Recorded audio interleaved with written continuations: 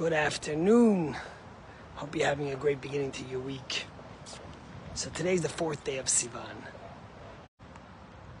Tomorrow night is the holiday of Shavuot, when the Jewish people received the Torah.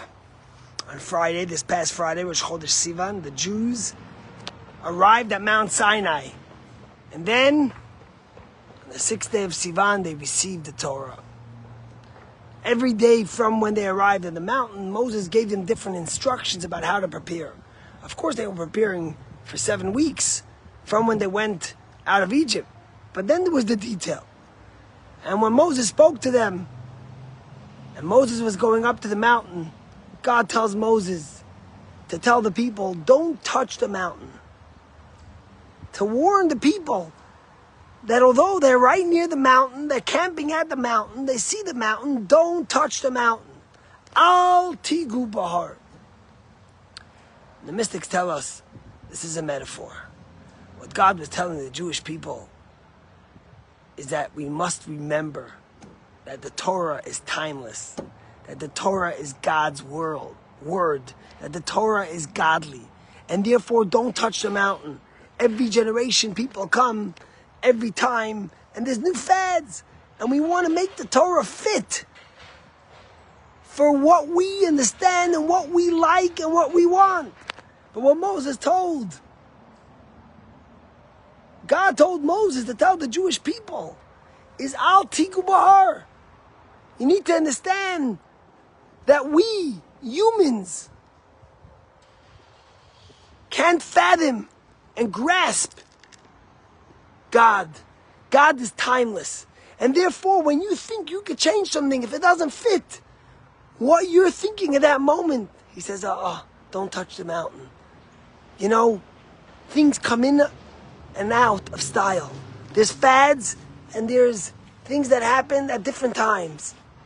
But one thing stays eternal and true, and that's the Torah. The Torah is still the best seller of all time. And it's the Word of God. They say this anecdote of this person who had a Torah handwritten for them by a scribe, painstakingly for a full year, every word, every time he immersed in the mikveh, he wrote each letter. He copied from exactly another Torah to make sure it was written so beautifully. And then at the end, before they dedicated the Torah for their temple, she asked someone to make her the most beautiful coat, a mantle as we call it, to adorn the Torah as it's in the Holy Ark. And she made the most exquisite cover for the Torah. But what happened was, when the Torah arrived and they tried to put the cover onto the Torah, the cover was too small. It was too short. And she was devastated. So she went and she told the scribe to cut the Torah to make sure that the Torah fits the cover that was made so beautifully. And the scribe looked at her and said, this is the Word of God. You cut the coat to fit the Torah, not the Torah to fit the cover. We live in a world where there's nothing sacred anymore. A man is not a man, a woman is not a woman. There is no value that is beyond touching. That's sacred. That's the Word of God. And what Shavuot and the giving of the Torah is here to remind us. Don't get caught up in fads. Don't think that you could climb onto the mountain and change the Torah. Don't think that you're able to change the Word of God, because we are mortals. We're mere mortals. But God is eternal, and His Word lasts forever. And that's the call of God to each and every Jew as we get ready to receive the Torah. Have the courage to know where we stand and what the Torah is, and to revere and treasure the Torah. Don't cut the Torah to fit the coat, but do vice versa. They say the story about this man. They lived in a town, and in the center of the town there was this beautiful grandfather clock, a tower that was all the way high up for everyone to see the clock. And what happened was that every person would look at their watch and they would see what it said on their watch, and then they saw the time, and the clock of the town was different.